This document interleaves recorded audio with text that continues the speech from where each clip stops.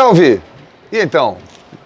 Acabou a Copa América, mas você pode continuar curtindo os nossos vídeos, inscrevendo-se aqui no nosso canal. Inscreva-se e deixe sempre a sua opinião. Fique conosco na cara do gol. Acabou a Copa América, essa é a credencial, essa é a tribuna de imprensa, onde trabalharam centenas de jornalistas, e o Brasil é campeão da Copa América.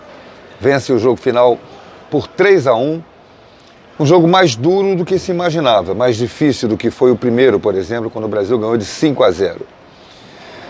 Analisando a Copa América como um todo, o Brasil teve a rigor um jogo difícil.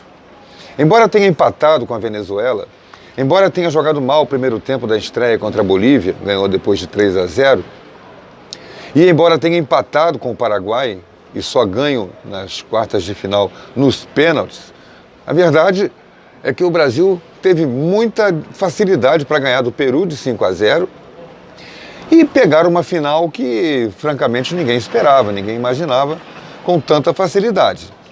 Era de se esperar a seleção do Uruguai, ou do Chile, pelo menos, enfrentando o Brasil. Seria jogo muito mais difícil, muito mais parelho, de igual para igual. Eu confesso que eu esperava Brasil e Uruguai na final.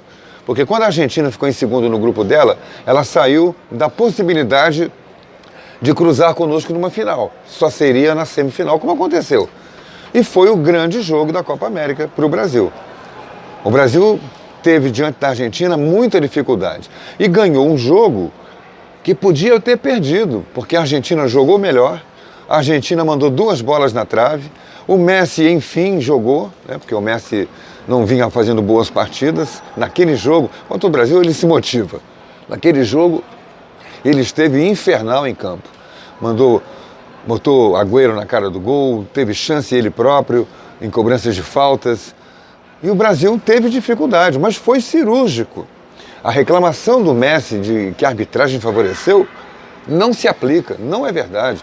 O Brasil não foi favorecido pela arbitragem no jogo contra a Argentina. Se ele reclamou que o VAR não foi acionado, tudo bem.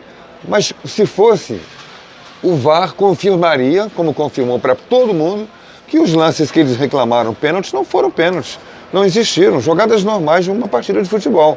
Trombada dentro da área, o Agüero se jogando em cima do Daniel Alves para forçar um pênalti. Não houve pênaltis. E o lance em que ele reclamou que ele foi agarrado foi fora da área. O árbitro não foi ao VAR, como manda o protocolo. Ok, errou o árbitro nesse aspecto. Mas se fosse, não marcaria os pênaltis reclamados pela Argentina. Mas esse foi o grande jogo. A grande dificuldade do Brasil na Copa América foi o jogo contra a Argentina. Passamos, ganhamos de 2-0 e fomos para uma final que deveria ser contra o Uruguai, mas o Uruguai inexplicavelmente perdeu para o Peru. Empatou de 0-0, foi eliminado nos pênaltis. Como aquele time de Cavani, Suárez, Godin, Jiménez, Muslera, um time de Arrascaeta, um time tão qualificado, conseguiu não fazer um gol sequer na seleção do Peru. Por mais que a seleção do Peru tenha jogado uma boa Copa América, tenha surpreendido com atuações de esquema tático bem montado, com muita aplicação tática dos jogadores, jogadores limitados como Trauco e Yotun, foram muito aplicados na marcação, Tapia, no jogador que joga no meio, muito aplicados na marcação e conseguiram dificultar as seleções mais fortes, como foram Uruguai e Brasil na final. Na primeira não, o Peru tentou jogar com o Brasil de igual para igual, se arriscou, jogou aberto com 3 atacantes, ninguém voltava para marcar, nem o Guerreiro, nem o Farfán, nem o Cueva. E o Brasil foi encontrando facilidade, os gols foram saindo, ficou 5, podia ter sido 6, ficou o pênalti perdido pelo Gabriel Jesus, teve outros lances que poderiam ter resultado em gol, e o Brasil goleou de 5, podia ter sido 7 sem favor nenhum. Na final, não. Aí o Gareca já montou um esquema tático melhor, montou uma linha de 4 no meio do campo, não aqui na defesa, mas atacando, pressionando o Brasil, impedindo que o Brasil saísse jogando com liberdade, muita força de marcação, muita aplicação nesse combate no meio do campo. E o time do Peru conseguiu fazer um jogo mais equilibrado com o Brasil. O Brasil fez 1-0, o Peru empatou, o Brasil fez 2-1. Gabriel Jesus fazia uma ótima partida até cometer a bobagem da expulsão, que originou a expulsão. Não que fosse justa, Acho até que não foi, mas ele foi inocente ao se jogar numa bola, se arriscando num combate corpo a corpo com o adversário no alto, já tendo um cartão amarelo. E aí, a partir da expulsão aos 25 do segundo tempo, o Peru igualou o jogo, partiu para o tudo ou nada. E ao Brasil restou fazer o contra-ataque. Jogou de maneira inteligente, o Tite mexeu bem no time, tirou o Firmino, que não jogou bem, para colocar o Richarlison, e ficou com 2 homens de ataque. Era o pessoal da defesa e o pessoal do ataque, não tinha meio de campo. Quando ele tirou, inclusive, o Felipe Coutinho para reforçar o meio do campo, reforçar a defesa, colocando o Éder Militão. E as bolas altas o Brasil ganhou todas. Não adiantava jogar aquela bola alta na área, porque o Marquinhos, o Thiago Silva e o Éder Militão, que entrou, ganhavam todas. Ganhamos a Copa América, o Brasil teve a defesa menos vazada, só levou 1 gol e de pênalti do Guerreiro. Portanto, o sistema defensivo funcionou muito bem. E no ataque a gente precisa melhorar as coisas.